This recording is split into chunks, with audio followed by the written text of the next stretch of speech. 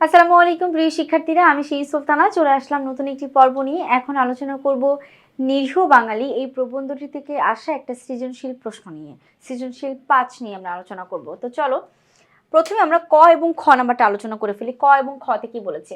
বিশ্বজগতের কি দ্বারা বাঙালি গঠিত হয়েছে? আমাদের উত্তর হবে বিশ্বজগতের সমুদয় সৌন্দর্য স্নিগ্ধতা দ্বারা বাঙালি গঠিত হয়েছে।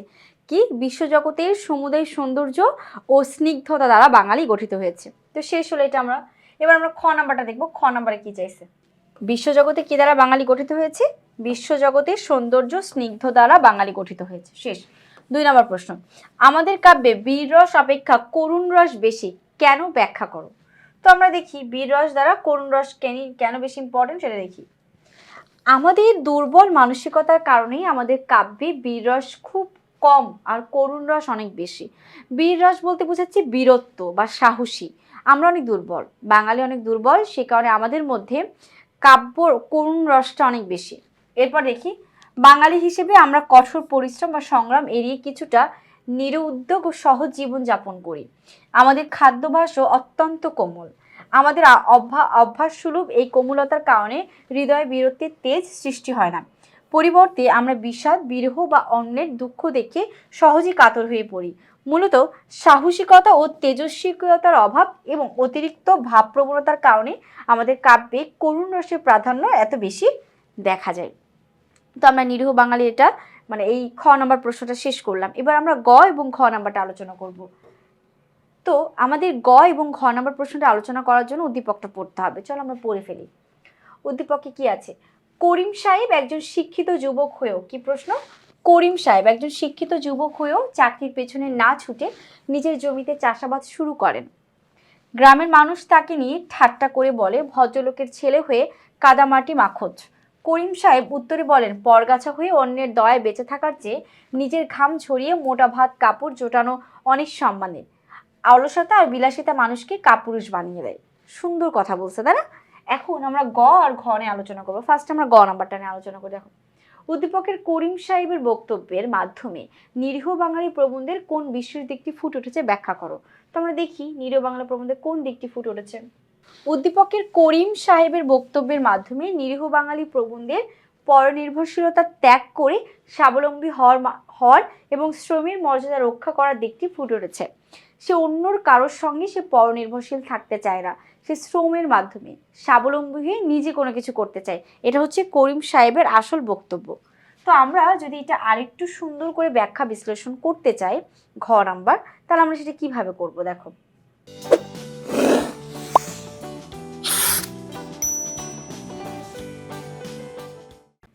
নিরীহ বাঙালি প্রবন্ধে লেখিকা রোকেয়া সাখাওয়াত হোসেন বাঙালির শ্রমবিমুখতা এবং বাবুগিরি বা বিলাসিতার কঠোর সমালোচনা করেছেন। তিনি দেখিয়েছেন যে বাঙালিরা কায়িক পরিশ্রম করতে লজ্জা পায় এবং অন্যের দয়া বা অল্প বেতনের চাকরির উপর নির্ভর করে জীবন কাটাতে পছন্দ করে। এই অলসতায় বাঙালিকে আজ মেরুদণ্ডহীন জাতিতে পরিণত করেছে। এটা আমরা আমাদের প্রবন্ধে বলা হয়েছে যে আমরা অন্য কাজ করতে বেশি পছন্দ করি না। উদ্দীপকের করিম সাহেব একজন শিক্ষিত যুবক হওয়া সত্ত্বেও অলস বসে না থেকে নিজ হাতে চাষাবাদ শুরু করেন।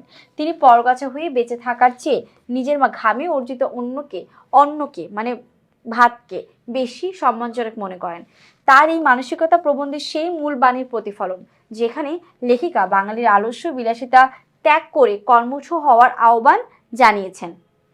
অর্থাৎ করিম সাহেবের শ্রমের প্রতি শ্রদ্ধা এবং আত্মনির্ভরশীলতা প্রবন্ধের সমালোচিত বাঙালির অলস স্বভাবের একটি ইতিবাচক প্রতিবাদ হিসেবে কাজ করেছে, যা নিরীহ বাঙালি প্রবন্ধে রোকেয়া সাখাওয়াত হোসেনের পরনির্ভরশীলতা ত্যাগ করে স্বাবলম্বী হওয়ার দিকটি ফুটে উঠেছে।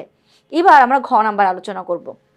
ঘ নাম্বার প্রশ্নে বলা হয়েছে, করিম সাহেবের মানসিকতা নিরীহ বাঙালি প্রবন্ধে বর্ণিত বাঙালির চিরচেনা স্বভাবের সম্পূর্ণ বিপরীত। মন্তব্যটি বিশ্লেষণ করো। করিম সাহেব যে মানসিকতা তৈরি করেছে সেটা আমাদের নিরীহ বাঙালি প্রবন্ধে বাঙালির যে চিরচেনা স্বভাব সেটা থেকে একেবারে আলাদা। আমাদের বাঙালিরা আরামপ্রিয়, কাজ করতে চায় না, সেটার একেবারে উল্টো ভাব আমরা কার মধ্যে পেয়েছি? করিম সাহেবের মধ্যে পেয়েছি। তো অর্থাৎ লেখিকা বাঙালির স্বভাব যেরকম প্রকাশ করেছেন সেটার একদম উল্টো ভাব হচ্ছে করিম সাহেবের মধ্যে। তো চলো আমরা গল্পগুলো একটু দেখি বা মিলাই। এই যে ঘ নাম্বার প্রশ্ন, করিম সাহেবের মানসিকতা নিরীহ বাঙালি প্রবন্ধে বর্ণিত বাঙালির চিরচেনা স্বভাবের সম্পূর্ণ বিপরীত। মন্তব্যটি একেবারে যথার্থ। নিরীহ বাঙালি প্রবন্ধে বাঙালির যে চারিত্রিক চিত্র ফুটে উঠেছে তা মূলত নেতিবাচক বা নেগেটিভ। লেখিকা ব্যঙ্গ করে বলেছেন যে বাঙালি জাতি শারীরিকভাবে, মানে লেখিকা সম্পূর্ণ নেতিবাচক কথাই বাঙালির উদ্দেশ্যে বলেছেন। বাঙালির এইটা, বাঙালির সেটা, বাঙালি এটা করতে পছন্দ করে না, বাঙালির স্বভাবগতভাবে দুর্বল। তো শারীরিকভাবে লেখিকা বাঙালিকে শারীরিকভাবে দুর্বল এবং মানসিকভাবে অলস বলেছেন। তারা একটু পরিশ্রম করলেই হাঁপিয়ে ওঠে এবং সবসময় অন্যের অধীনে থেকে নিশ্চিন্তে জীবন কাটাতে চায়। এমনকি উচ্চশিক্ষিত বাঙালিরাও শারীরিক পরিশ্রমের কাজকে হীন মনে করে কেবল কলম পিষে বা কেরানিগিরি করে দিন যাপন করতে আগ্রহী হয়। ব্যঙ্গাত্মক চিত্রায়নের মাধ্যমে লেখিকা বাঙালি জাতির আত্মসমালোচনা করতে এবং তাদের কর্মবিমুখ মানবিকতার পরিবর্তনের প্রয়োজনীয়তা তুলে ধরেছেন।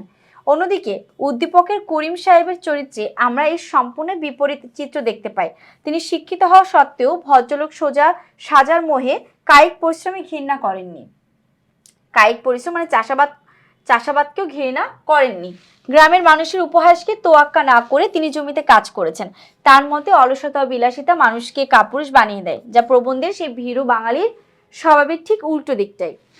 প্রবন্ধে বাঙালিরা যখন পরনির্ভরশীলতাকে নিয়তি হিসেবে মেনে নেয়, সেখানে করিম সাহেব তখন স্বনির্ভরতাকে নিজের লক্ষ্যে বিবেচনা করে নিয়েছে। সুতরাং বলা যায় প্রবন্ধের বাঙালি যেখানে শ্রমকে ভয় পায় এবং পরাধীনতায় তুষ্ট থাকে, করিম সাহেব সেখানে শ্রমকে আলিঙ্গন করে স্বাধীন ও মর্যাদাপূর্ণ জীবনের পথ বেছে নিয়েছে।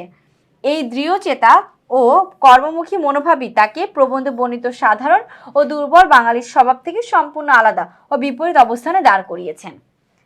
তো এই ছিল আমাদের 5 নং সৃজনশীল নিয়ে আলোচনা। আশা করি তোমরা সকলে বুঝতে পেরেছো।